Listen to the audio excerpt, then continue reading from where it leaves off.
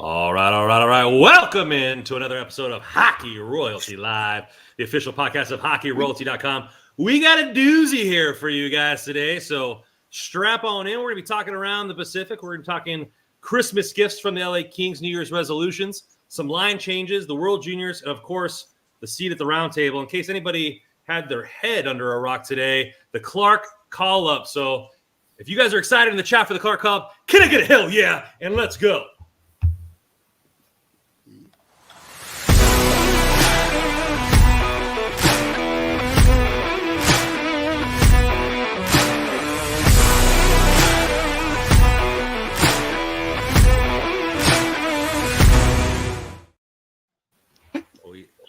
Oh, yeah. Carter coming in with the hell yeah. We got Kingswood with the hell yeah. We got some CJ got in the first comment of the day at 1:11 p.m. Happy New Year, everybody. Let's hope the Kings get their mojo back. Yes, we are. Anthony coming in here. Here we go, boys. Let's bring the energy. So the Kings bring the energy tomorrow night. Hey, I got you set, man. I got plenty in this Energizer bunny here going on. Let's go, boys. From Lieb, Carter scores Happy New Year. Dan coming in. Happy New Year, Kings fans. Go Kings. And Kubiak SB. Hell yeah. Appears they need something to happen. Well, we're going to be getting into that today. First, before we get into all the accoutrement, got to talk to the co-host here. Russ, Joe, how are you guys doing? Doing pretty good. Good to see you boys. It's been a couple weeks, right? Yeah. Last week off. Yeah. It has been. I don't know if you spent as much as the Dodgers did on their Christmas gifts, but how was your guys' holiday? Yeah, it was good. I spent the White Christmas here with some family out here. Just kind of kept it low key. Most of my immediate family's out in Arizona, so I went out there for the New Year's. Got to see them. Got to ring in the New Year with the fam. So it was fun time. How about you, Joe? It was good. No, it was good. The kids, awesome. The only thing I'll say is this: like you, and this probably doesn't resonate with you guys. There's no snow out here. It has not felt like Christmas. That doesn't resonate with me at all. It just isn't the same. It isn't. I'm sure you're not complaining though. You know, last year it was like you guys were frozen solid through like homes and blizzards and stuff. It's supposed to be. It's winter in Western New York. It's supposed to be cold. It's supposed to be snow. Like there's been nothing, and I'm gonna be honest. I'm a little disappointed. I'm sure I'll regret saying that because we're going to get hit with something soon. But probably, there's nothing on the ground. Midway plowing your driveway, you're going to be like, I should have tempted fate. Regret that. Yeah, mine was pretty good. Just hung out with the brothers, watched some football. Went out to Dallas to see my good friend, play some board games with the kids. Playing Monopoly with a 4-year-old is not always the easiest, but it was fun nonetheless. Little White Russians and had a good day. So really liked it. It was kind of a simple holiday, nothing too crazy, and went from there. So. Let's get into it, boys. Let's get into it. We're going to start here with the big news. We're going to start with the big news. Clark train is loading up, fueling up, ready to go. He's shipping out to LA here. I missed it. here. Carter scores. Appreciate the $10, buddy. Appreciate the $10. Thank you for coming in here. If you want to throw a question in there, let me know and I'll throw it up there on the board. Clark train's ready to go. And I am excited beyond belief. A couple of people on Twitter were saying that random's going to be obnoxious, and I'm here for it. And you are 100% correct. I think this kid has been the best player in the AHL for half season, and the people that want him to prove that he could do it, well, there's your proof. And so my thought has always been, and always will be, play your best players that you have. He's proven that he's one of the best defensemen in the roster for the LA Kings, and he's getting a call up. Obviously paired today with Anderson on, but that was a vet day off for Drew Jotty, accurately reported by your Russell Morgan. Great article today, Russ. If you guys haven't checked that out yet, hockeyroyalty.com for that article. So it's only fitting I should throw it to you. You were there talking with Tom McClellan, talking with Brant Clark. What was the feeling? What was the buzz around the rink? How do you feel like he is different this year than last year to be ready for this moment? Yeah, it's definitely a good way to hype up the fans after the last few games is to bring that player Brant Clark up to the Kings. So I know everybody was so down after last night's game against the Maple Leafs. Such a frustrating way in terms of how that game was just entirely played out. Just the Kings couldn't generate really any offense. So what do? You call up arguably your most creative player in the AHL and Brant Clark, and that'll turn a lot of heads. So a lot of those frowns upside down, definitely. So it's good to see Clark. I mean, I think it's probably seems like the right move at this point, right? I mean, with how the Kings have been playing, he's already got like almost a half a season in the AHL. It just kind of seemed right. I'd been on this train to be like, okay, keep him in the AHL as long as you can, and let's see where it gets to the point where maybe you have to call him up. And this feels like the right time of the season to do it. So thought it was a good move for the organization. He seems ready for it. I mean, you're talking about a confident player like Brant Clark. He's never going to mince words in terms of his abilities and his confidence. So I mean, talking with him, he seems like he's ready to go. Whether it be tomorrow night, which I don't see him plugging in right away. I think we'll probably have to wait to see him in the lineup, maybe on the road trip. I think the way that they lined up today maybe gives a little bit of gives you a little bit more patience to see when they'll plug him in. So with Doughty out, you just kind of have him practicing with Mikey Anderson just for the day. Spence was still with England. Gavrikov was still with Roy. So, but there's still some possibility that we see maybe a Clark-Spence pairing, maybe a Clark-Roy pairing. I don't know. I think Todd McClellan kind of left that door open a little bit. So, yeah, a lot of excitement around the practice today. Yeah, I mean, he's not – when you look at it, he's not just like one of the better rookies in the American Hockey League. He is in the top 3. He's the 3rd most points in the AHL, and he's a rookie defenseman. So what he's doing is really impressive. So I think timing, it kind of works out, I guess, that the Kings have been struggling lately, but he's basically just beaten down the door and said, my time is now, and he's earned the call-up. Where he fits, Russ, is kind of what you're talking about, and where he slots in. And I think we're probably going to just see somewhat of a bit of a rotation between that bottom pair, right? Whether there might be a game where Englund's out, and whether it's Spence and Clark come back on the same pair, or they move Roy and Gavrikov around a little bit. I suspect Spence at some point will come out and Clark will go in. So I just think we'll start to see a little bit of a rotation between those 3, which, okay, it is what it is. I just hope he gets a pretty good look here. And Brandon, I mean, you're the first thought that I know I had, and I'm sure a lot of people had on Twitter. I'm just going to turn this to you and say, go ahead. Like, well, you have to be absolutely fired up right now. And let me word it this way, because I know you were disappointed when he was sent down to start the season. Now, after you look back and see what he did in Ontario, do you think that was the right move and was worth it for them to do that?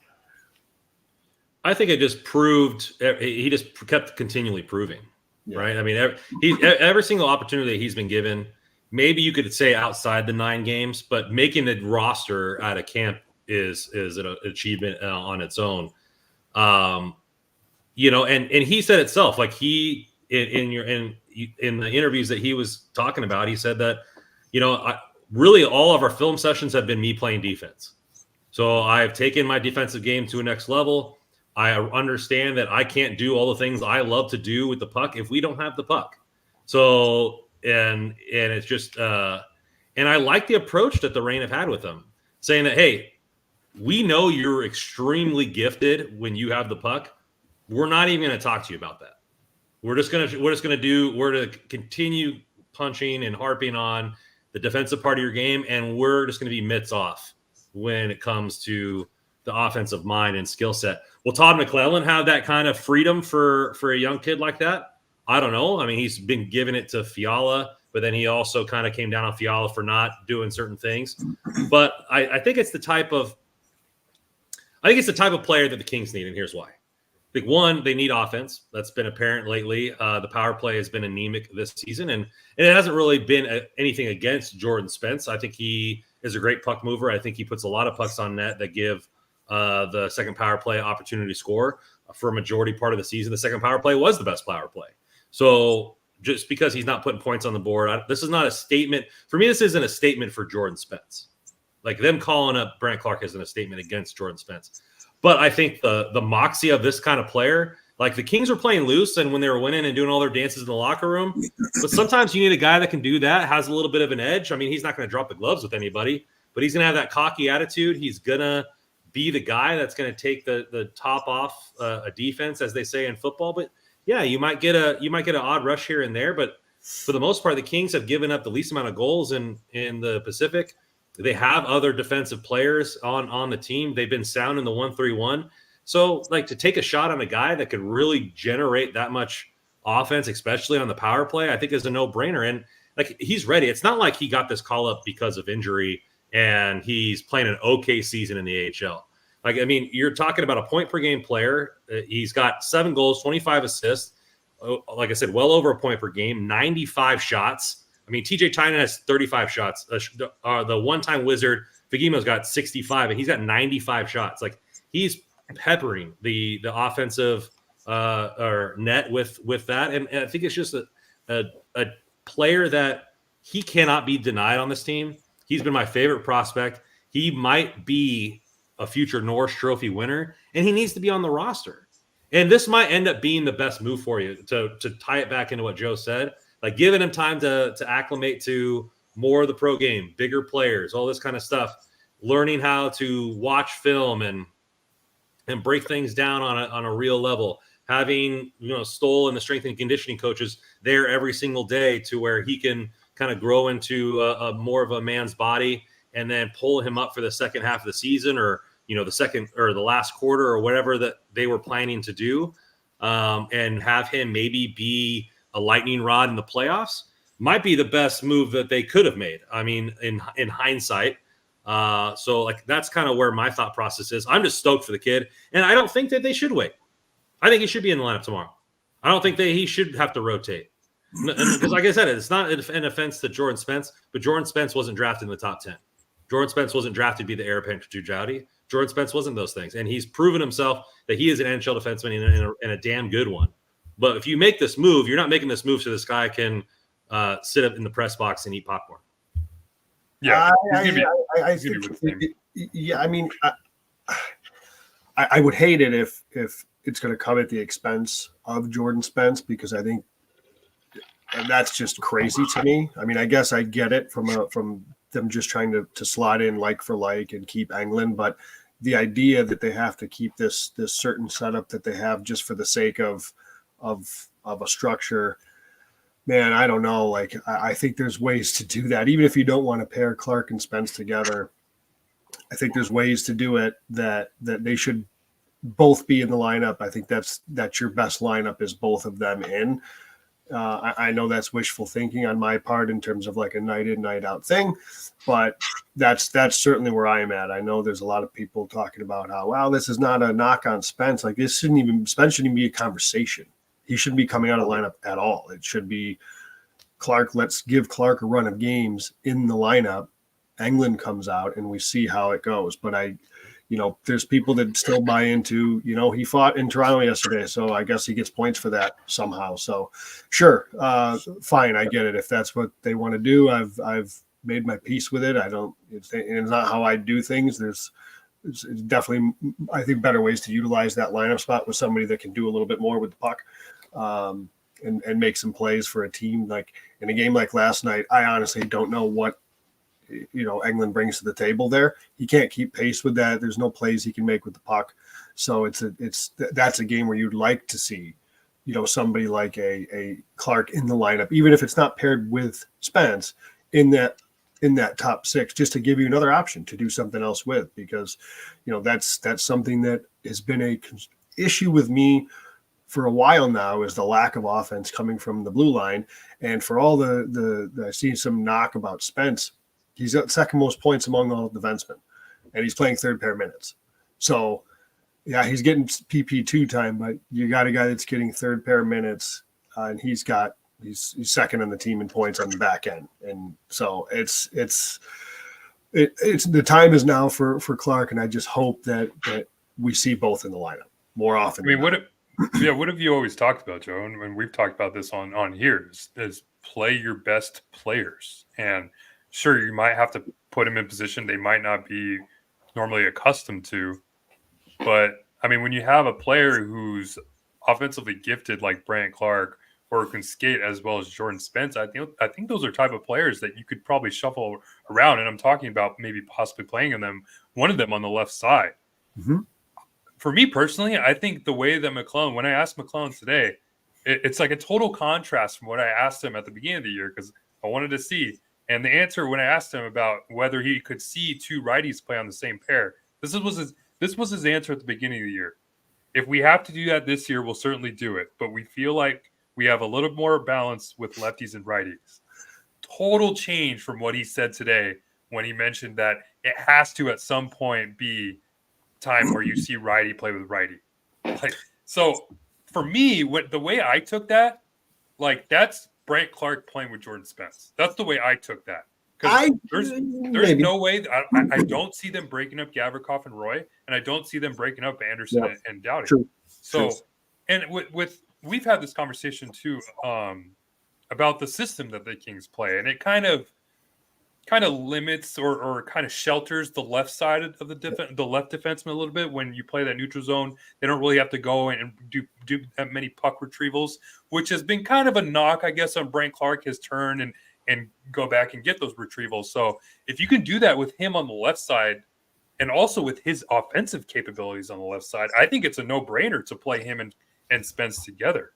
And like we talked about, like play your best players, like Andreas Englund. I think Andreas Englund, we love Andreas Englund. He's been lights out in terms of what we expected him to be this year. But I mean, just look back at the Vegas Golden Knights game. He got beat by Michael Amadio in the puck and a drive to the net, like just easily. And that's something that McClellan has talked about on Edge. Like he couldn't get that goal out of his head. Like I remember talking about it after practice, the next two games after that. So, I mean, if you really want to play your best players, just give me Brant Clark on the left side with Jordan Spence. It sounds like a really dangerous type of style or really dangerous pairing in terms of giving up chances. But man, it's going to be a lot of fun to watch those two play. And I think you're going to get a lot of offense out of it as well. Two things on that, because I'm glad you mentioned Englund, and I want to I know I'm come across harsh or what I said before, but I think why are we accepting of the bare minimum of he's, you know what, he has exceeded my expectations. He's done a nice job for what his role is. Why are we okay with a no ceiling role? Why are we okay with a guy just because he's big, he hits, he's a great presence? To me, I want more. It's as simple as he drops the gloves. That's all it is. He drops the gloves. I want more. I'm sorry, but I just want more from my defenseman. And it's the mindset that people can't get out of this like traditional NHL and like where you have a lot of that still people really looking at, oh, you got to have that fighter, you got to have that enforcer in the lineup, and that's so like 5-10 years ago at this point. So he can drop the gloves when it's 2-0 late in the game against Trump. Like you drop with Simone Benoit, like it didn't impact the game. You didn't take out a good player. I mean, like I don't want this to turn into a knock on England though. Like I get it. Like when you have a player like we've talked about with Brant Clark just sitting there on the wings, where you can slide him in and hopefully unlock a little bit more of this offense that we've been missing. I think you have to figure out a way to get him and Spence together. I still think there's room in today's game for an Andres Englund. I think there's still room in today's game for a bruiser, an agitator, a fighter in today's game, because just you don't really realize it until you need it. I mean, until there's some games where it is spiky, it is getting mucked up down there. You are happy with it. Do I believe that Andres Englund is an 82 game player where he should be playing every single night? No, I don't. And I think that you looked at it like everything was going great. He was playing well in the system. He wasn't an eyesore. He was doing things here. He was fighting at the right times. So when you've seen all these positives, you're like, okay, well, I'm good with what he's playing. And we all said it on this pod that we are glad with where the defense was at.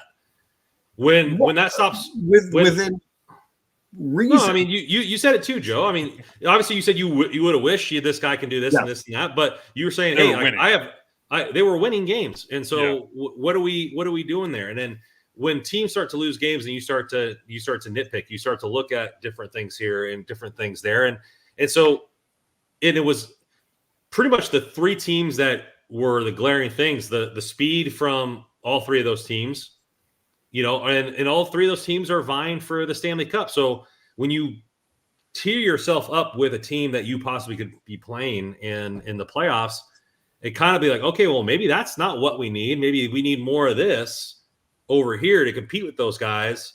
And there's a role for an Andres England, but maybe he's not an 82 game role. Fair. And I want to touch on the second part I was going to say that Russ had talked about with the pairing, right, of Clark and Spence being risky.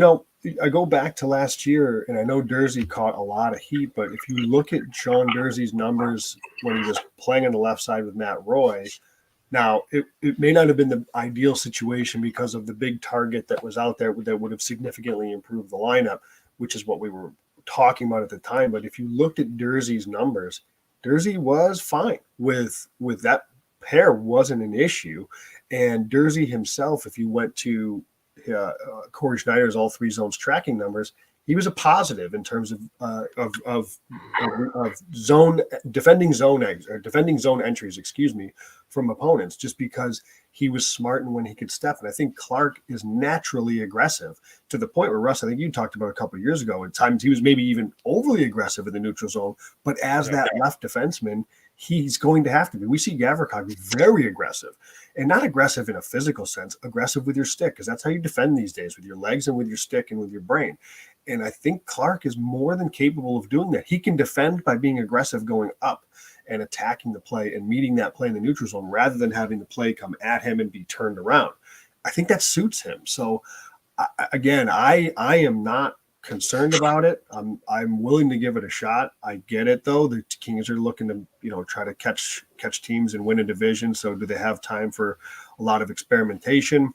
It's almost like the Velarde thing a couple of years ago. And could you have called them up and played them top six when they were vying? I get it, but man, we're accepting of the bare minimum of just, well, he's safe. He's this, he's safe. He's up and out. He dumps pucks in. Hey, he doesn't hurt us. Okay. How much is he helping? Because that's how I look at that. That's fine. I want more than that. I want more than, well, he isn't hurting us and he's doing his job. He's playing his role. That's fine. And I agree with all of that.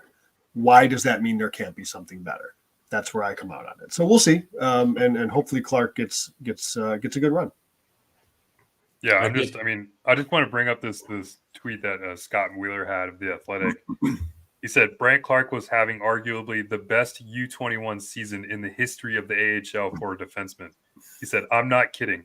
32 points in 30 games for a 20-year-old defenseman in that league is new territory for the modern AHL. Third in league scoring. First among defensemen. I mean, what more could you want and need really at this point if you're Todd McClellan? I wonder who eventually made that call, if it was him going to Rob Blake saying, okay, we have to get Brandt Clark here, or if it's Rob Blake saying, all right, let's give him a chance. Yeah, I think this is the perfect time. I mean, you have that 6-game road trip, like McClellan mentioned. He's going to be traveling with the team on the roadie. So I don't know. Has there ever been a defenseman that you guys could think of that takes over games like the way Brandt Clark is doing in the AHL right now? Just could put up a 3-point, 4-point night and carry the team on his back. In the NHL. Yeah, I mean, maybe not on the Kings, really, and that I can remember. I mean, Jordan Spence was putting up really good numbers in the AHL. I don't want to disregard his rookie season in the AHL, which was really good, but this is unheard of territory for the Kings. And really, as a defenseman in the AHL, like Scott Wheeler said, like I've just brought it up. So, I mean, man, like I'm telling you, they were working on faceoffs and a little bit of breakouts too today at practice. And to see Brandt Clark, some of the stuff he was doing, it was just like, this guy he doesn't care. He's stepping into this NHL practice, and it's like he's been there for years. I mean, there was one play I saw him make where he had Phil Deneau just kind of coming at him on a forecheck, and instead of maybe rimming it around the boards behind the net, he made a sick little dangle to his backhand and then kind of crept up ice, and then just this silky saucer pass. And I just looked over, I don't know who I was sitting next to, and I was like, man, that's a cheeky fucker right there. That's like some cheeky stuff right there that you just don't see. That is what I'm talking about, where sure, a defenseman and Englund, or even, you know what, I'll include maybe Moverari in this too, because I know a lot of people want to see him up. They may take that puck that you just said in an exact play, and they'll take it and they'll wrap it. And wingers hate it, but he'll wrap it. Maybe they can chip it off, get into the neutral zone. Puck's out of the zone. Did my job. Mm-hmm. Where's the upside there? Because we just gave up possession. More often than not on a wrap, you're going to give up some sort of possession. You make a play like Clark makes. Now you're attacking. You control the zone entry, and you go into the zone. That is what I'm talking about. Is there more risk to it? Okay, but you're not going to win in this league by just playing it safe and wrapping stuff around a wall and going off the glass and out. I think you need to allow some of that. And I think the Kings are at their best these days. Like, this isn't the Kings of a decade ago. You look at the Kings today. Yeah. I think Spence, what he does, look at Kevin Fiala, and I know he has his moments, but I think the Kings are at their best when they're playing loose like that. They're playing with a little bit more freedom to their, and McClellan does a good enough job of reining it in when he needs to. I'd rather rein it in, though, because you can't pull something out of something that's not there. But it's there with Clark. Let him be creative. Let these guys be creative, make plays, get up and out of zones, and control exits and control entries, because that's the name of the game. There's one thing I remember, like going back to this slide kind of feels like it all started with the game on the island against the Islanders. This is where it feels like this recent stretch has started. So I remember listening to that telecast, and Jim Fox mentioned how he hadn't noticed the team be as aggressive on the forecheck to the Kings as the Islanders were. And it kind of feels like I've just seen that more and more with every team that the Kings have played. I don't really have any numbers to back it up, but just from my sense of watching the game. And you can kind of just tell, like, the Kings breakouts just really haven't been there at all these last few games. And I wonder if it's just that aggressive forecheck that is something that teams have really turned on to when you're playing against the Kings. So when you have a player as creative as Brandt Clark, as opposed to a player like Andres Englund on the left side, who just, like you mentioned, Joe, will just get the puck out and then just get his job done. But when you have that creativity in terms of Brandt Clark, I think you can unlock a little bit more of those rush chances that I feel like have been missing from the team. There's a question that came up in the chat to the Big Lebowski. How is this kid an answer to the Kings' offensive issues? Setting aside the fact that he's such an incredible offensive talent. But what I want to talk about is kind of what we just were, Russ. The offense is going to start by controlling everything from the back end. If you can't get out clean, you're not – or clean or controlled, I should say, you're not going to create any offense. If all you're doing is rimming it off the glass and out, and there's no plan, there's no anything to what you're doing, you're not going to create any offense. If you have people that can make a first pass or at least make a better outlet and control your exit, now you give yourself a chance through the neutral zone to get the puck and then also control the entry on the way in. Because listen, let's face it, and I don't blame him for this. Andreas Englund isn't somebody that you want lugging the puck and kind of carrying it through the neutral zone. So he's not somebody that controls entries. I have him at a 26% controlled entry rate because he dumps the puck. That's fine. He's doing his job. He's doing exactly what he needs to do.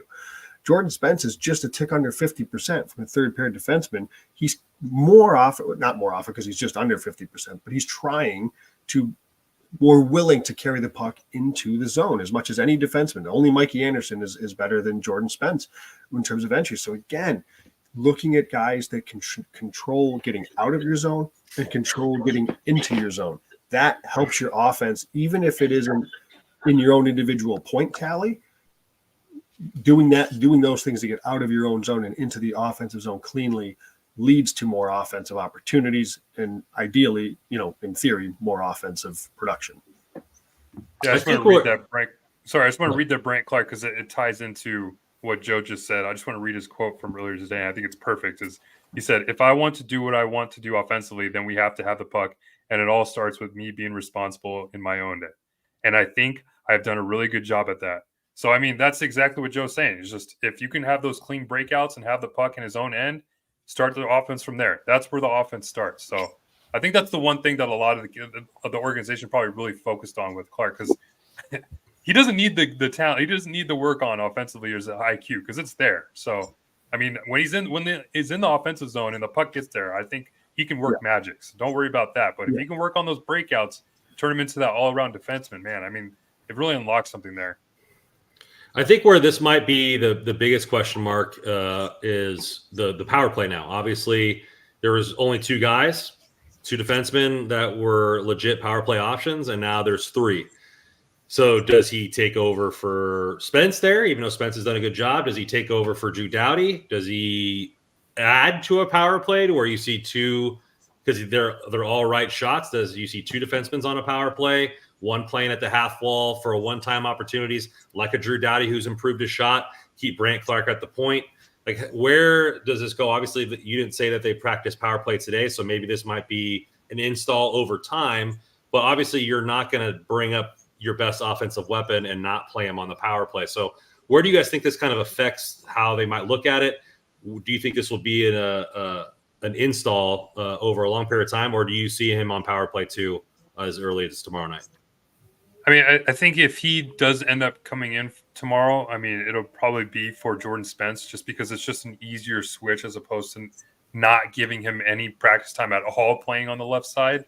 So, or really anybody on the left side that's playing on the right side. So, yeah, I would just expect him to just slot right in Jordan Spence's position on the second power play unit. But I mean, if you have both of them in the lineup, I think you have to have both of them on the second power play unit. I think I would even consider putting Brant Clark on the first power play unit at that point because of how bad the power play has been. And you like we've talked about, like, this is the most creative player probably on the team besides Kevin Fiala in terms of offensive capabilities. So for me, I think if you can have Clark and Spence on the second power play unit with I mean, if Arthur Kaliyev is just going to continue being the doghouse, I really don't want to see Trevor Lewis get any more power play time. So, I mean, it just seems like such an easy answer for me to have Clark and Spence on the second power play unit. You can have Deneau, Moore, and I believe Dubois on there as well. So, yes. And then you can keep the first power play unit the way it is. So, I think that unlocks and maybe even makes the second power play unit better than the first, at least until Victor Arvidsson eventually comes back. Yep, I think there's a case to be made that you could see a change in power play 1 with the defenseman. I don't think it's realistically going to happen. You know, not to say that Drew Doughty is the problem by any means. It's just I think Clark and or Spence would bring a different element that I don't think would hurt it. But again, I don't know how realistic that is. So I'm with Russ. I think if they're on in the lineup together, I play them both. I think I would probably keep Spence at the top just because he loves to wire, or maybe even move Spence to the left circle and he could be a one-time option on the left circle and let Clark roam up top. Actually, is probably how I would consider it off the top of my head. I don't know. That's what I would do. But I would think that if they're in the lineup together, they should both be out there in the power play. Obviously, if Spence sits, it's an easy swap that Clark plays the top for PP2. Yeah. So. Let's get into here. Before we do that, we have a comment in here. Please hit that like button or take that like button to Pound Town as the new Kings thing there. Obviously, at the ice today, they were practicing shooting, and where the goal box is now Pound Town. So welcome to Pound Town for all the people here on the power play. Please hit that like button. So the next thing comes in here is line changes. Obviously, there was big hype with Brant Clark coming in here, but we also saw some line changes at practice. Russ, why don't you go over some of the stuff that you saw with them kind of switching some things up and maybe what you liked about kind of maybe the what you saw from practice today? Yeah, that all started from pretty much the second period in last night's game. It was kind of expected with how the offense has been struggling of late. So, I mean, you have a non-conference opponent. It seemed like the best time to do it. I would have liked to see them do it earlier because I could see these struggles start to happen and creep into the game in some of the lines a little bit. So what they pretty much did is they separated a lot of the duos that Todd McClellan had kind of been sticking with the last season and a half. So what was it? Kopitar's now with Trevor Moore and Quentin Byfield on the first line. You have Dubois playing with Kempe and LaFerriere, and Deneau playing with Fiala, and it was Grundstrom and Kaliyev was kind of mixing in there a little bit too. So you had both of them, but the fourth line was pretty much stuck the same. So, I mean, for us, really, who had been kind of looking for a little bit more offensive talent playing alongside Dubois, I think this helps him, and it also, I believe, gives Trevor Moore a little bit more of an opportunity to play big minutes with Andrei Kopitar. So I'm excited. I think it's just more or less just try something new at this point with how the game has been for the team. Just give them something new. And I don't hate the changes. I think I still kind of would like to see Fiala and Dubois back together, but this feels like the next best thing. So I'm cool with it, and I'm excited to see what happens tomorrow night against Detroit. Yeah, Joe. Yeah. So I mean, you're looking at the big scapegoat the last couple months or the last couple weeks has been Dubois. Not, we talked about that on our podcast.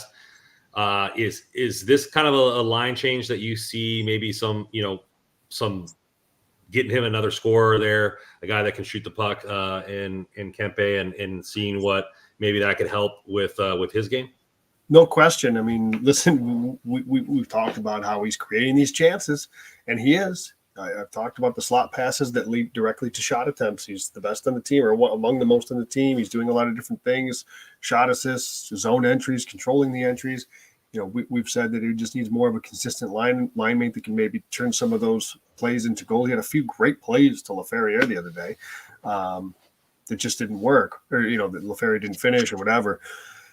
If it doesn't work with Kempe, then because there's a shooter, right? There's a guy that scored 40 goals in the league. So I mean, I think this is a really good opportunity for Dubois. And listen, for who knows? Because I love what McClellan, how he talked about the changes in the lineup, and he used the word complacency, and they said, well, it's not complacency, but when you are constantly with the same lineup, and even if things aren't going, you're just kind of in almost like robotic, right? Whereas when a coach switches the lineup up on you, well, now you've got to kind of get used to somebody else. You haven't played with him, or you haven't played with him in a while, or whatever. So now you got to think of you're talking way more probably on the bench about, hey, when I do this, I'm going to be here. Look for me here. What are your tendencies with this? And yada yada. There's a lot more. So you're a little bit more engaged, and I think you're a little bit more in tune to each shift maybe than you were before.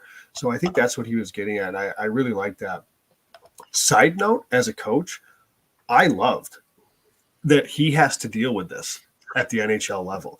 Somebody asked him, and I don't know who it was, about, guys reacting to the changes. And he says, you never know. Some guys pout because they're no longer with their buddy or whatever. I'm like, I deal with it at a high school level. I had no idea that.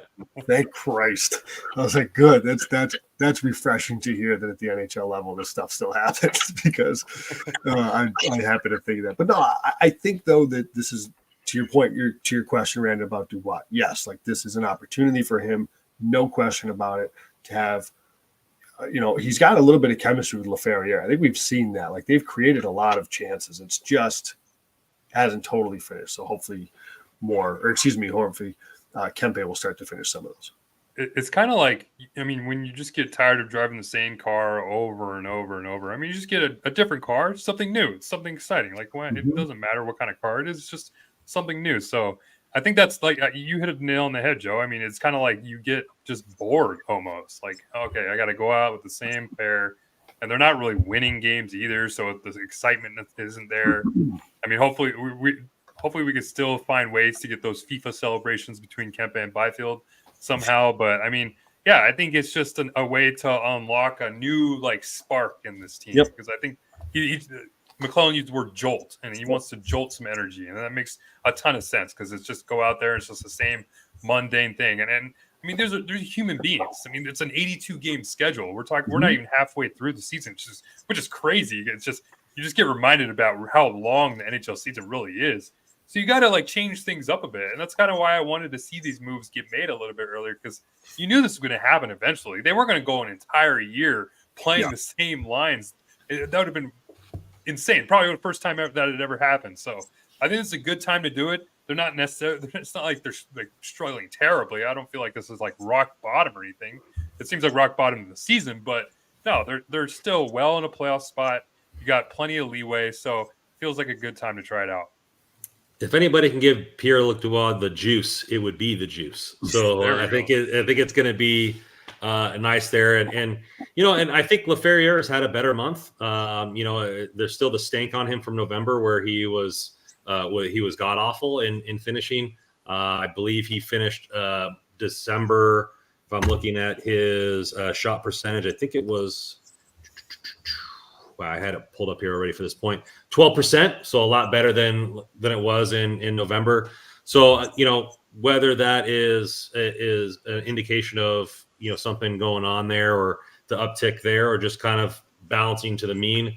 Having a guy like Kempe who's a legit scorer, who Pierre can keep up with on the rush, who is going to be able to find the spots and hopefully bury those pucks in the slot. I also think that, tying it back to our last topic with Brent Clark, a lot of these scorers are now going to have another offensive threat to help push that puck down the ice. And I think the rush is going to get a little uptick here, and maybe these lines can help be generated, like we've talked about, from the back end.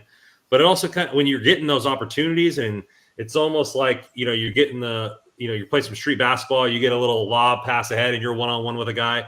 Like, it kind of opens up your eyes to like offensive creativity. I think that could be something that we can see, maybe that will kind of bleed into other players and how they play the game, and rather than just being ho-hum with the same line mates that they've seen.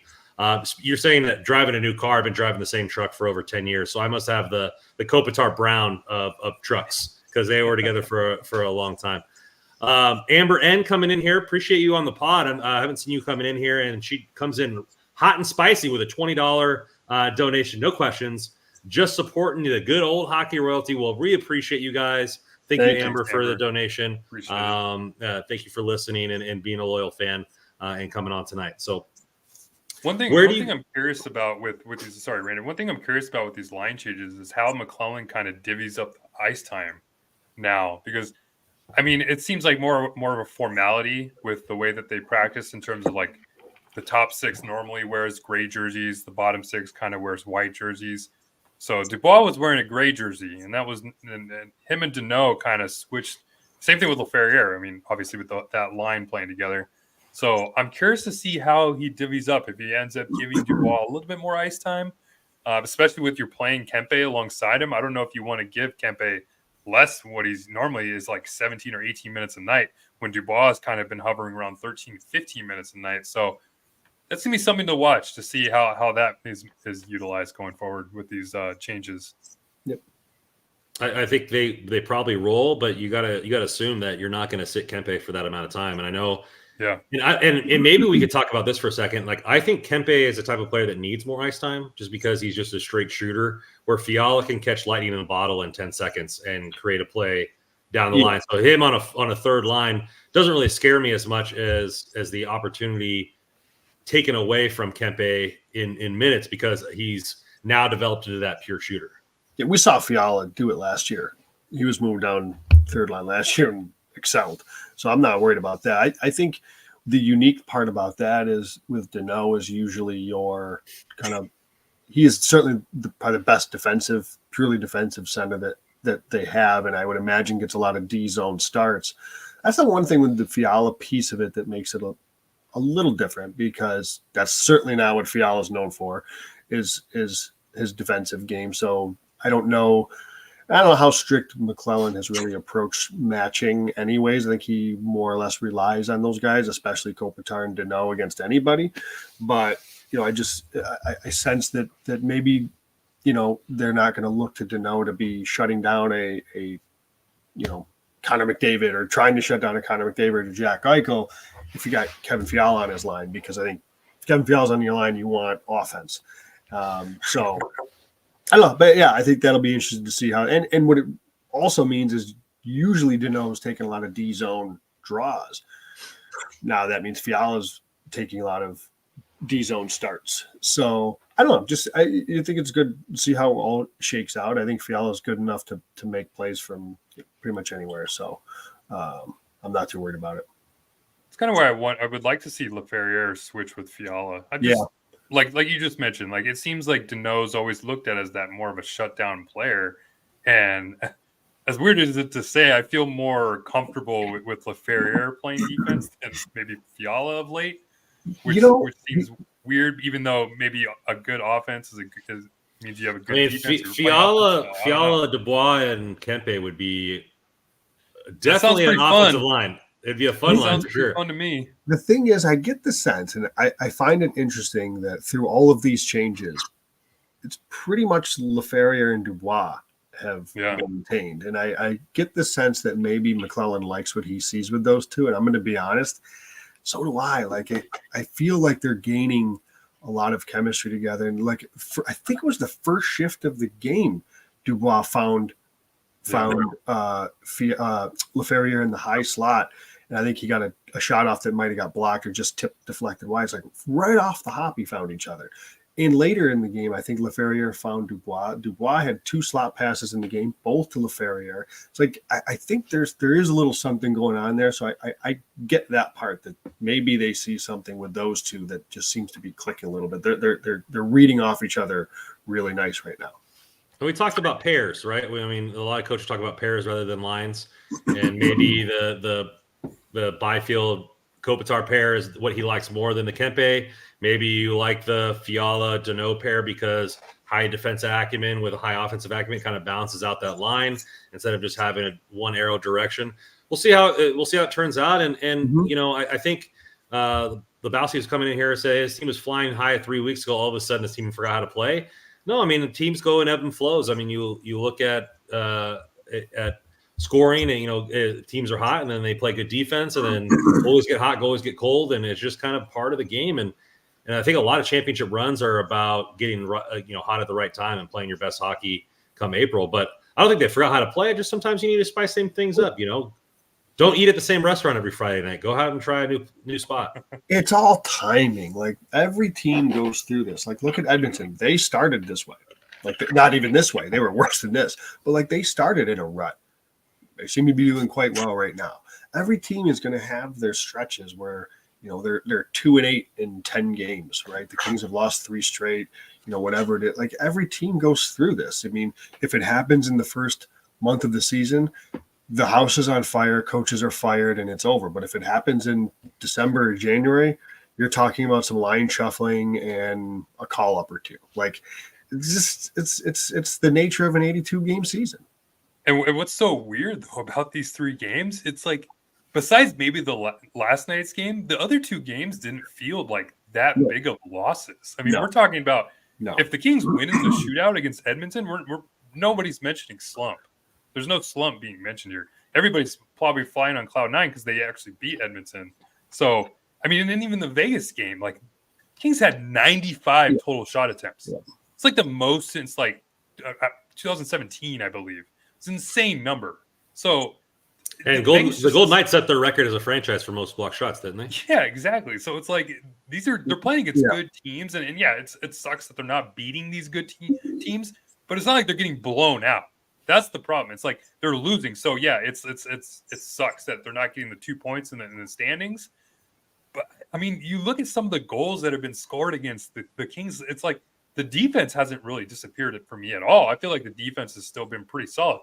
Goaltending has still been pretty solid. So a lot of maybe question marks that we had, and maybe, I don't know, concerns that we had coming into the season, they didn't really come to the forefront. We all expected the offense to score, and that's really what's been the kind of struggle, where the struggles have been the last few games. So I could see them. I mean, even after the changes last night, look at some of the Corsi numbers. They were insane. And maybe the high danger chances weren't there, but they were still generating a lot of offense. So I'm curious to see how they come out against Detroit. I feel like this will be kind of a statement win for the team. Well, I'm hoping.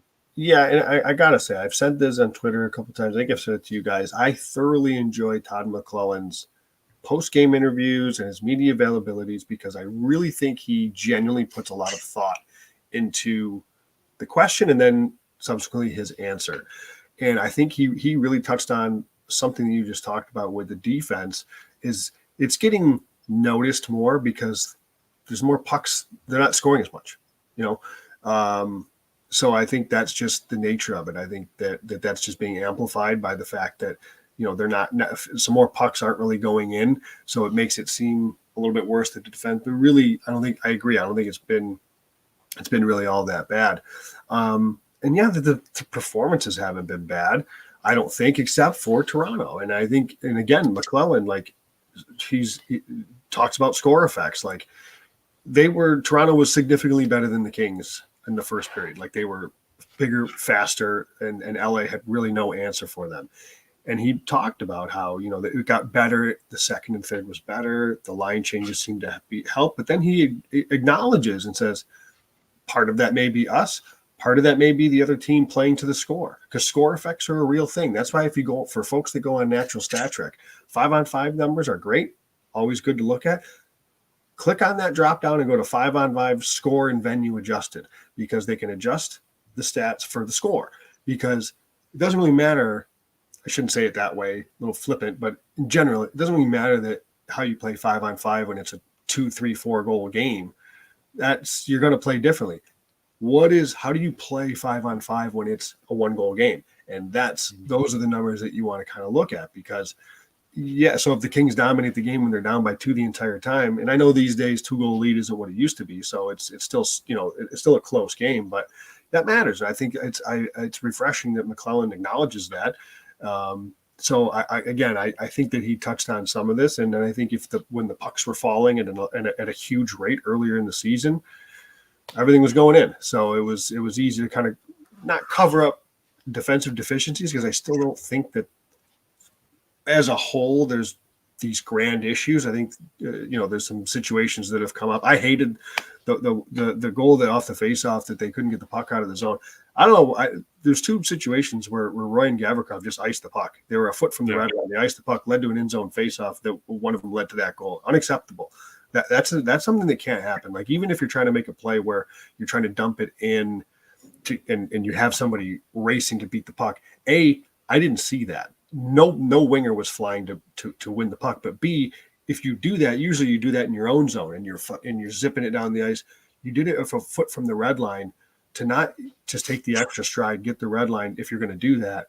And it led to an icing, and the one led to the first Toronto goal. So that, again, little thing that just, and then they don't get the puck out off the wall. I think your recency bias is a huge thing, and especially in sports. And Holden coming in here, their only wins this last month have been against bad teams. And then they had 3 opportunities to make a statement that they are a legit Stanley Cup contender. They didn't win any of those games, and then they were shut out for the first time all season. So sometimes, I don't know if it was a statement loss, but it's probably been the most statement loss in a while to the Maple Leafs. And statement losses breed change, and whether the change is going to be good or bad, we're going to see going forward. And a good way to see if that change will lead to money is with DraftKings. And our code here at DraftKings is a THPN. Bet the action on DraftKings Sportsbook. If you want to bet the money line here with the Kings game tomorrow night against the Red Wings, you're looking at -1.5. There, if you want to pair that with a Brant Clark goal or point to double or triple your money against the odds, please do so. Download the app now. Use code THPN. New customers can get $150 instantly in bonus bets for betting just $5 on hockey. That's code THPN only at DraftKings Sportsbook, the official sports betting partner of the NHL. The crown is yours. So let's get into the rest of the Pacific here. Obviously, we played the onslaught of, 9 straight games or 7 straight games, something like that. Then you're playing another team in the Stanley Cup race in the Maple Leafs.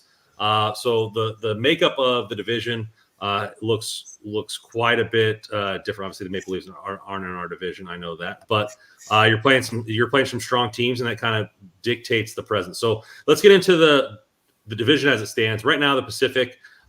In just straight points, Vancouver won with 51. Then Knights at 49. We're at 45. Edmonton Oilers making me look foolish at 39. Kraken at 39. Calgary Flames at 37. And then rounding up the barrel are the Ducks and the Sharks. So right now the Edmonton Oilers are not in the wild card at the moment. The 2 wild card teams come from the Central, I believe, and the Predators and the Coyotes at this moment, but Edmonton only 1 point behind. So what have you guys seen from the Pacific this month? Joe called it, obviously, with the Oilers or the Rage. They're 7-3 in their last 10. Obviously, their offense looks clicking a little bit better than it used to be this season. What are we seeing from the Pacific? Is there any teams that you think are frauds at this point? Is Vancouver a legit, or are they just regular season darlings? Like, how are you kind of, after more tape and seeing these teams, what do you guys think? I mean, for me, it's got to be Vancouver. I just kind of keep waiting for them to fall off, and they just keep proving me wrong. So, I mean, you got to hand it to Rick Tocchet. I think he's probably the leader in the clubhouse and the Jack Adams Award at this point. Just the way he's been able to turn that whole franchise around this last kind of season or half season or so. And I mean, for them to be in first place and kind of, I don't want to say running away with it, but just really holding that lead pretty well, hats off to them. I mean, I think the rest of the division's kind of playing out as I kind of expected. I mean, the Oilers' resurgence is not a surprise to me. I mean, once Connor McDavid's going to figure it out, they'll be fine. And that's certainly seems to be the case. I mean, just had 5 points last night, I think. So there's really I was just hoping that he would be continually annoyed by reporters asking him about centers from other teams, that he would never find his game all season. That's what I was. Well, we got to get Mark Spector a little bit more annoyed. Then we got to make sure he's annoying. He tried. It's funny. I don't know if you saw. He asked. I think he asked Tortorella. He tried to ask Tortorella a question about McDavid, and Tortorella was like, "Dude, ask me something about my team. I don't care to talk about the other team." So he's just a typical reporter. I think just likes to annoy people. But I mean, yeah, the Oilers' resurgence, not surprising. I mean, I guess the Vegas Golden Knights coming back down to earth a little bit, or maybe faltering a bit. I think that we've been talking about this Kings quote unquote slump that they're in, but I mean, man, Vegas is kind of slumping a little bit too. And if it weren't for that shootout win over LA, I think they'd be kind of the talk of the Pacific Division right now. So I don't know. The rest of the Pacific's kind of shaping out where I expected at this point. They're 4-6 in their last 10. Mm-hmm. They're right next to the Kings at 4-5-1. So the team that isn't getting talked about that Russ did not mention either is the Seattle Kraken are coming. They've won 5 straight games. They're 7-1-2 in their last 10. They're now tied with Edmonton. I know they've played a few more games, but this is a team that even if their start, like the start for Edmonton, I don't think was going to bury them because I think they're too good. I don't put Seattle in that same category. So the fact that they were off to such a bad start, they could have buried themselves in terms of playoffs. But at the very least, they're playing some much better hockey, which means it's going to make things a little bit tougher throughout the rest of the season. I don't know how often the Kings play the Kraken the rest of the way, but that's a team that maybe the start of the season was really struggling. You can kind of get the best of them. Not anymore. That team is playing some really, really good hockey. So it'd be interested to see. I'm just curious because now the trade deadline's 2 months away. Like, what do some of these teams do? Edmonton's obviously going to be they're in. They have to push their chips in. They have no choice. What does Seattle do? What does Calgary do? Do they more stand pat? Do they? I don't think Seattle's going to sell. Again, I don't know what Calgary does. That's obviously an interesting situation, but the division is going to be very difficult for the rest of the way. Vancouver's for real. Like, are they quote unquote this for real? I don't know. I still think the Kings. I kind of like where the Kings sit in the division, and I am a betting man, and I may or may not put a feature on the Kings to grab the. They were actually favorites going into yesterday. They were the favorite to win the division because, again, the odds makers, they see how many games in hand that LA has. So, they were at like plus 130, which was the favorites to win the division. So I still like where the Kings sit. Vegas, the thing with Vegas is, and they did it a lot last year. Like if you looked at their possession numbers last year, they were middling. They weren't great. They were really good expected goals. They controlled the quality. Not totally unlike the Kings game where they kind of let you have the puck. They don't mind that because they're willing to block some shots. They're willing to give you shots from the outside that are not dangerous.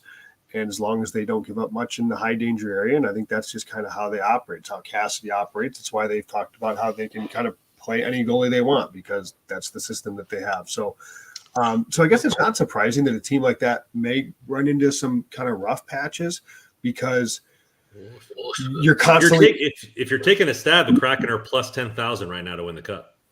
I don't know if on DraftKings. I wonder what they are to make playoffs though, or to sneak in somewhere. Because they're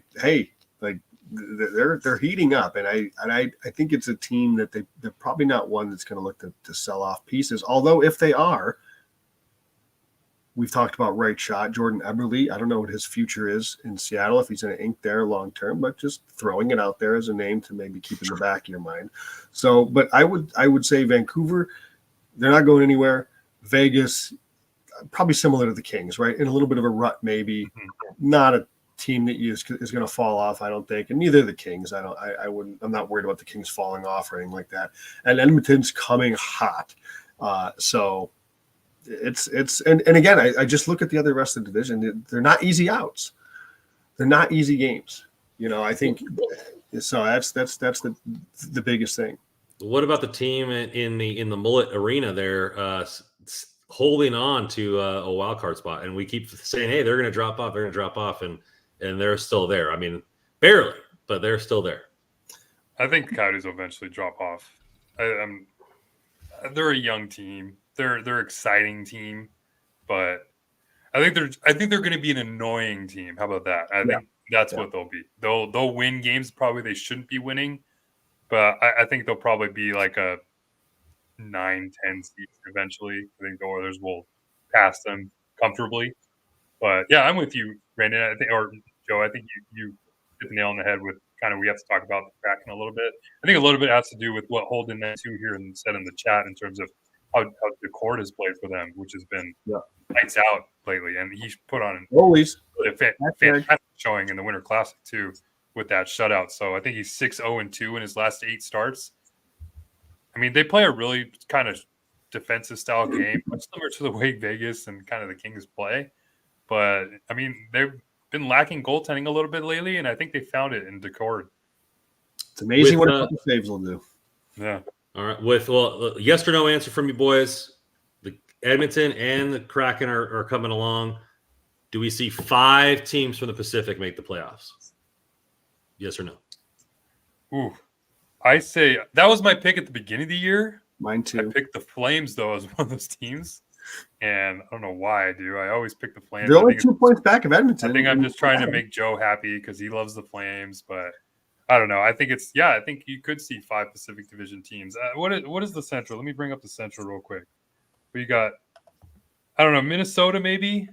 They're kind of floundering a little bit. I don't trust St. Louis. And like I said, Arizona, Nashville, I guess Nashville could probably squeak in there as a wild card team. They have Saros. They have a decent team. A lot of people wanted to write off Nashville at the beginning of the year. I was like, I don't know. They got some players there. So I don't know, but I think I could see 5 Pacific Division teams make it. At least 4 for sure. So whether Seattle can kind of come up there or Calgary take over. That wasn't the question there, Russ. You're walking the line. You're walking the fence here. I want do what I do. I say yes. I'm going to stick with the yes. I'm going to stick with the yes. I think Nashville falls. I think Arizona falls, and I think Edmonton's a for sure. And hey, Calgary's only 2 points back of Edmonton and Seattle. If we're talking about them being in, we got to include Calgary. So that's those 3 teams. I think 2 of them sneak in. Edmonton and one of the others. Connor coming here saying just still believing in the Flames as the best storyline of the season. If it happens. You bet against them the other day, though, and you won. So Twice. I bet against the Flames twice lately. Did you win both times or just once? No, the first time I bet against the Flames was probably the first time I bet against them in like 3 years, and naturally that's when they won. But then the next time, yes, they won. So all good. Okay. So New Year's resolution and Christmas, and Joe betting on against the Flames is something new here. Let's flip it over. Obviously, we had the holidays, and we're getting into the holidays with the Kings here. So, Kings Christmas gifts. What gifts? What gifts don't people like? And new things under the tree, things to unwrap, and all those types of things. What has the Kings given us fans that we were able to unwrap this year that has been a delight for you guys as fans? Russ. For me, it's been the goaltending. I think Rob Blake's gamble, quote unquote, with going all in on hashtag, like Joe likes to say, is hashtag goalies, and just really dumpster dive has really paid off. And given the Kings, I mean, because we wouldn't see a player like Vladislav Gavrikov, I think, on this team, or PL Dubois, as much as people want to go up against and see about his trade so far or his production. So I think that has totally paid off for Rob Blake so far. That was you looked at every season preview that was written from national media about the LA Kings. It was all about, what's going to happen with their goaltending. And Cam Talbot has proven them wrong. I mean, I thought he was a reason that score wasn't probably a little bit more lopsided than what it was in last night's game. Yep. And look at David Rittich. He's just come in. I mean, it's only been the Sharks, but he's won two games so far. So he's looking pretty good too. So I mean, you have to give Rob Blake a little bit of credit there. I think it's been a good Christmas gift to the Kings, for Kings fans at least. Joe, what did you want to find underneath the tree? What I wanted to find was 30 goals from Trevor Moore. We are almost there, guys. We are almost Hey, how is Trevor Moore not the Christmas gift, or at least mine? I mean, and I'll put it this way, the health of Trevor Moore, knock on wood, because we saw signs of what he can do when healthy. And as Brandon puts the shirt up, go buy the shirt for a late Christmas gift for somebody. Because, and that was the big reason for the bold prediction coming into the season. I think I wrote an article in the summer about a potential breakout for him. Was everything was percolating under the hood. Everything was there. Everything was happening. And then he had the injury last year, so it just took a little steam off. But I'm like, there's a player here, and he's going to pop off. And the health that he's had, it's been great. So it's easily Trevor Moore for me. Yeah, I think looking at it and really seeing where I was coming into the season, I think the best gift has been Quentin Byfield, and I was the harshest out of us three on him, saying that a 40-point season wasn't good enough, 50-point season wasn't good enough. I really needed to see him, really put the gas on to take this team to the next level. You need value from your players playing high minutes, putting up points at a cost, and if they're going to spend $8+ million on Pierre-Luc Dubois, they're going to need to get high-level value from guys not making a lot of money, and one of them being Cam Talbot and this one being Byfield. And so with him being, this last month, over 16% in his shot percentage, he's been dominating Corsi. He's been getting national headlights. He's playing like a number 2 overall pick. And, as much as I want to say this, not as a knock on Turcotte,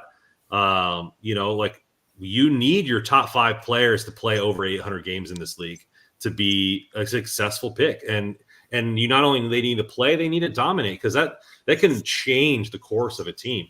Look how much Cale Makar and Nathan McKinnon have changed the course of Colorado, right? And so it's just like you look at those types of players and what they can do for an organization. I think a lot of fans, including us, were worried about the center position going into the season. What that looked like when Kopitar retires. If you have to go out and get another person, now they got Pierre-Luc Dubois. Now they got Quentin Byfield playing dominant on the wing, which he should slot back into center, a couple years down the road. I really think that this season not only has been a Christmas gift for us fans, but it's been a Christmas gift for Quentin Byfield. I mean, injuries galore, doubt galore, probably in his mind. Like, I just can't get healthy. Then I break this. I can't do that. I just want to show that I'm here and I'm ready to play in this league. And now he's having fun, I mean, he just did a Christmas thing, or New Year's resolution thing. Like, hey, he thinks that, Deneau is going to break his resolution early. He was joking with his buddies. He's having fun playing hockey. And that's so good to see his breakout here. As Holden 92 has been saying, it's been awesome to see his breakout. So that's been my Christmas gift. And I'm glad that the Kings finally have a top prospect that has come through and been excellent at the NHL level. And hopefully we see 2 with the Clark train about to depart from the station. So that's been my Christmas gift this season. Yeah, I was going to say, McClellan added a little something to your stockings there with the Clark call-up like a week later. It's like what's that Christmas story where like the kid opens up all the gifts and then his dad's like, oh, what's that behind the piano? Like, oh, there's another gift back there. All right. Save the best for last. Well, with Christmas gifts comes New Year's resolutions, with them being right ahead. I just got one this season. I'm doing 100 push-ups a day. I'm going to try to do 100 push-ups a day every day for all of 2024. I got another 30 to bust out after this pod. Just, something to exercise every day. And then that way I got the true dad bod by the summertime, all shoulders and chest, a little bit of a beer belly, for the pool time. But New Year's resolution for the Kings, whether it's a player, whether it's a situation, a part of the team, where do we want to see improvement going in here? And how does that resolution get held to by the time playoffs come in? Yeah, for me, it's easy. I think it's the power play. I think that's probably been the most disappointing area for the Kings season so far. I mean, especially with how good it was last year. And I know there's been some personal changes. No more Gabe Velarde, no more Sean Durzi. Victor Arvidsson hasn't been here yet. But I don't know. That shouldn't be an excuse with the amount of talent that this team has. I feel like they've just been totally flaccid. It's been almost boring to watch.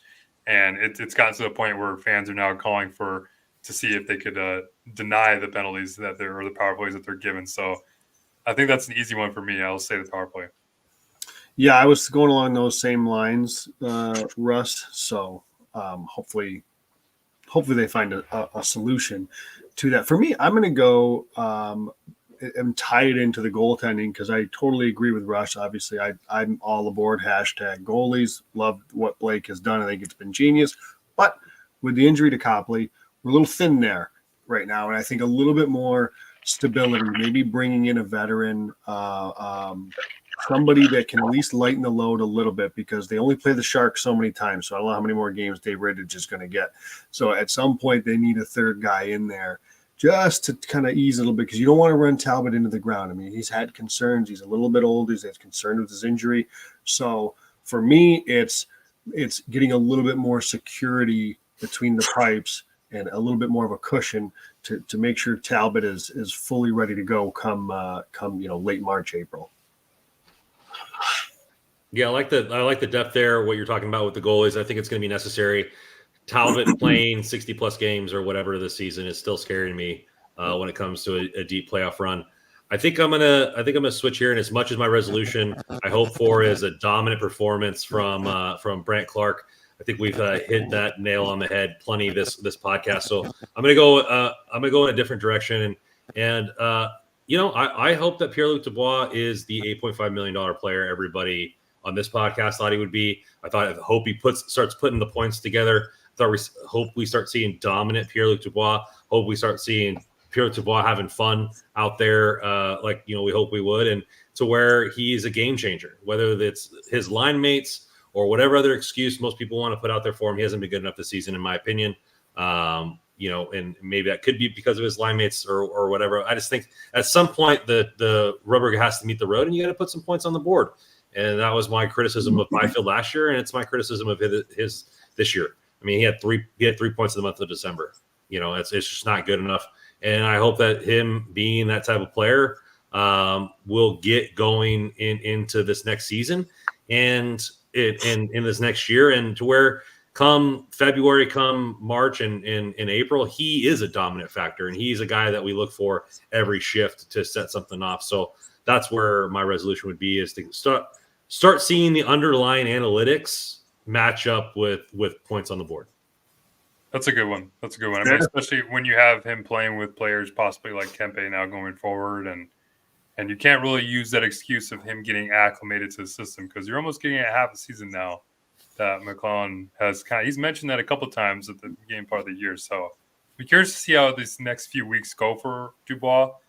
But it's so weird because I always watching Dubois practice, kind of see how he's vibing with the team, how he's gelling around. It's always really, he seems like a really well-liked guy in the locker room and among his teammates. And then he's always talking with this coaching staff too. He's always having side conversations with Jim Hiller or Todd McClellan. You can sense that coach in him because that's where his dad was a coach. So you can kind of see that on the ice a bit. But yeah, I think it's about time we start seeing some of that production because we were, big proponents of the trade. I was, at least. I know Joe was. So a lot of people were asking to see that production. I don't blame them. We just hope it starts to come to the forefront a little bit. So that's where I'm at here. Put in the chat, guys. Put your new year's resolution there and see where you guys would like the Kings to improve. Before we get into the seat at the round table, I just want to throw a little shout out to the World Juniors here. Canada's eliminated, but Team USA continuing on there, going into the semifinals and hopefully the finals. This has been a big proponent in national media this year with the arrival of USA Hockey on a more consistent basis. You look at, I believe, 6 of the top 20 scorers in the NHL this season are U.S.-born players, which is the most of any country. And you're seeing a lot more top-end draft picks come out of the United States. Is the United States on par or equal to a hockey country as Canada is at the highest level? Well, let's not forget Canada's missing some pretty significant pieces. One being Connor Bedard would be in this tournament. Shane Wright would be in this tournament. And I think I'm actually still missing others that would be in this tournament. I know the States So would Logan Cooley. Yep, it's the gap is no question closing. There's no doubt. I mean, the depth of the United States is excellent. I just think if we were to have everybody here, Canada would be favorites, and probably rightfully so. But that shouldn't take anything away from what the United States is doing and the progress they've made as an entire organization. And that goes up into the NHL level, and in a hypothetical best on best Olympic type of setup. I think the United States would be an extremely potent contender against Canada. So yeah, I mean, I think that the gap has certainly closed quite a bit. I just like the amount of maybe teams you don't expect to be successful at these tournaments seems to be growing. Mm-hmm. I mean, Canada's a big rival of the U.S., and I'll be remiss if I don't say I kind of like seeing Canada lose sometimes. I'm sorry for our Canadian fans, but to see Czechia, a country like that, beat Canada, it's always good to see those moments in a tournament like this, because there's always been conversations about, you don't want to have like countries like Latvia in the tournament and just get blown out. I mean, this is how those countries grow their game, grow their sport. And it turns into I'm sure years ago, Czechia was getting blown out in this tournament just as much as Latvia is now. So look what's happening. I mean, you get players and youthful players that love the game of hockey and start playing a little bit more for their country, and you get a little bit more competitive spirit involved in these tournaments. So it's always fun. And I think with where it's being played in Sweden, that always that brings a great environment. If you ever watch some of those Swedish games, I mean, the fans there are just incredible. So I love the World Juniors. I think this year I haven't really been paying attention to it as I had in the past. Maybe the lack of Kings prospects kind of has an impact on that, but it's always a good time, especially when the semifinals and the finals roll around the medal games. With the ESPN contract, I thought there would have been more games on ESPN Plus. I mean, them only on NHL Network is kind of a bummer. Yeah, it's tough. I mean, I had NHL Network. Can they give us an app? Can we have an NHL Network app where it's just so easy to watch games? Like every other sport has it. Just give me. I'll pay $5 a month to watch NHL Network highlights each night. Just give me something. I hate it. I will say there's always some players that jump out, and Norway's got a couple of them in offhand. I don't remember their names, but Nies Haggard or Algard. I know the player you're talking about. There's a couple of them. There's a couple of them that really look good. But I'm going to tell you right now, I watched a little bit of Swiss the other day. This Rodwin Dionisio, apologies if I'm mispronouncing that. Big, it's like 6'2", 6'3", 200+ pound defenseman, left shot D-man, but really skates pretty well, good with the puck, had a really nice goal. I've been really impressed with him, and naturally he's another Anaheim Ducks prospect. Like, just when you think that they just keep churning these out, this is another one. He's a 5th round pick, so we'll see where he develops. But I thought he had a really good tournament. So that's another one to keep in mind out in California. I think that you're looking at these teams. Is Sammy Hellenius' brother at Constas Hellenius? Is that who it is? So I don't know if they're. Yeah, I was wondering the same thing, because I know he's. I don't know if they're brothers. Yeah, I know he's been playing pretty good for Finland. I think it's pretty cool because it's like now Latvia is really the only team getting stomped all the time. Like Swiss held their own against, Sweden. Germany beat Sweden for the first time ever. Mm-hmm. You had these Czechia teams and all this kind of stuff, and it's good for hockey. And I think there was a podcast that Buchergras was on, and he was talking about potential expansion. And the expansion is only made possible in the NHL if more players are coming in to keep the game at a high level.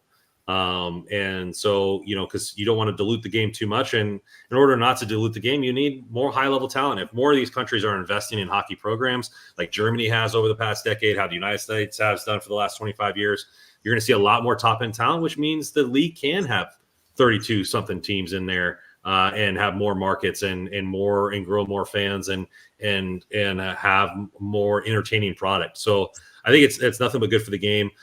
Big ups here, though. Corey Proman released today that 2026 World Juniors are coming to Minnesota. Twin Cities are getting the tournament. So that'll be something to head out to, which would be something to to be fun in the Too United close to States. Canada. Too close to Canada. It's going to be a Canada dominant crowd. I wanted it to be Vegas. Thought that would have been cool. I would have made that trip. That would have been fun. Oh well. Well, let's get into it. Our last topic here on the night, seat at the round table. So this, if you guys aren't unaware, this is our player of the month here on Hockey Royalty, getting the seat at the round table. And at the end of the year, we'll tally up all their seats, and crown our king of the season there as a podcast. So, Joe, I'll let you start it off with this one. I'll let you take first stab at this one. Who is getting your seat at the round table? I was going to go Trevor Moore again just because why not? He just keeps scoring. But no, I'm going to go with a player that led the team in points actually this particular month. And he just keeps doing it just quietly, seemingly quietly, somehow quietly under the radar, or so it seems, that Anze Kopitar just would if I would have said this, who led the Kings in points in the 14 games in December? I don't know. Would everybody just said, oh, no, it was definitely Anze Kopitar? I get the sense that wouldn't be the case, but here he is, 15 points in the last 14 games. He doesn't age. It's incredible. And so for me, the my seat at the round table for the month of December is the Kings captain, Anze Kopitar. Nice. Yeah. Nice. You took mine, Joe. I was gonna go Kopitar. I know we try to switch things up a little bit, but I mean it's hard just to not pick Kopi. 15 points in 13 games, +6. But one thing I wanted to highlight was his faceoffs. 60.5% during the month of December. It was third in the NHL among players with minimum 200 faceoffs taken. So, and he's playing the fewest amount of time on ice in his career, which is another wild stat to think about. I mean, this is what we kind of been hoping to see with Kopitar is you see those minutes start to come down a little bit, that penalty kill time start to come down a little bit, and maybe we see the offensive production start to tick up, and I think we're starting to see it a little bit more. So hopefully with the offensive struggles of late, I mean, he's still kind of there producing and at a higher point per game pace, and the faceoffs are still there too. So, I don't know. Maybe another Selke trophy is going to be on his mantle here at the end of the year. Nice. I was kind of thinking of going here with Dan and Talbot, but I'm going in a different direction. A guy who was struggling to find the lamp earlier in the year has kind of turned it on in December, logged quite a bit of minutes, total ice time, had a 72% IPP, which means he was on the ice for 72%, or he scored a point in 72% of the times that the points were scored while he was on the ice. A shooting percentage, back up over 10%, 4 goals, 9 total assists for 13 points in 13 games for the month of December. That's the juice man himself, Adrian Kempe, is going to get my seat at the round table. I think his scoring touch was a little lacking. He had to do a lot of it more 5-on-5 this last month of this entire year because the power play has been anemic. And so if he's finding a way to do a 5-on-5, hopefully he can, help Pierre-Luc Dubois in this next week. I think they'll probably keep that line together for a week or so and see how it gels. And then maybe you uptick his production. Like I said before, Lafreniere is his shooting percentage is a lot higher this month, up over double digits. And so maybe that whole line can start seeing a lot more pucks go in. Maybe with the increase of power play production from Brant Clark being injected in there, maybe you see some more one-timers coming from Adrian Kempe. So he's getting hot at the right time. If he can start to scorch coming into January, I think this team could really take off. But this last month, Adrian Kempe, you are my seat at the round table. I like it. He was on my short list. So, well, guys, it has been a great episode coming back here. I thought we might hit 2.5 hours, but we were concise. We were straight there. It looks like Russ had to get out of here, or he froze. He froze and had to get out of here. But appreciate you guys coming into the chat. As it showed before here, our shirts are still for sale. This is a Trevor Moore shirt, as you can tell, with the 12 here and the California logo. $30 size, small through extra large. We got plenty of shirts left. Coming up with new ideas for this next month, so keep it ear to the ground for that. If you want a shirt, contact Hockey Royalty at contact@hockeyroyalty.com. And Venmo is our source of payment. If you guys need to pay any other way, just DM Russell or one of us, and we can try to make some accommodations for you.